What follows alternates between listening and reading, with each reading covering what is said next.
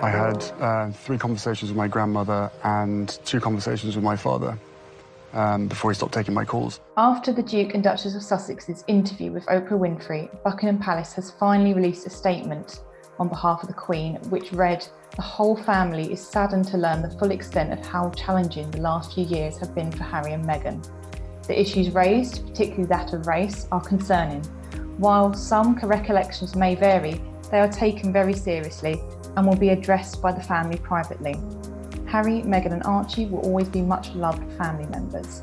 Brandy, I think it's clear that the royal family want to deal with this first and foremost as a family, but what's the reaction been like in the US? There was such a big anticipation after everybody watched the interview in the US about what people in the UK were going to think about it, and also what the royal family was going to say in response.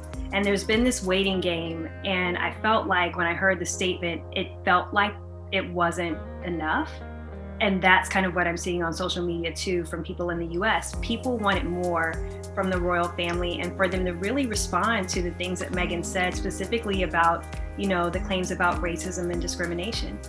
So I'm really curious if any of the royal family has been spotted out and about in the UK since the interview. Well, today we've had the Prince of Wales and the Duchess of Cornwall have had engagements in London, and the Prince was asked by a reporter if he'd seen the interview, to which he gave a nervous chuckle and declined to comment. But I think the statement echoes previous sentiments by the Queen about Harry, Meghan and Archie being much loved members of the family. And while we're not expecting any further public comments, do we think that this story is far from over? I absolutely don't think this is going to be the last that we're going to hear about this story. Americans are blowing up social media right now saying, where's the rest? Are more paragraphs coming? And, from the royal family, are we going to hear more from them? So I think that this is actually just the first part of this discussion. It's going to be interesting to see where it goes from here.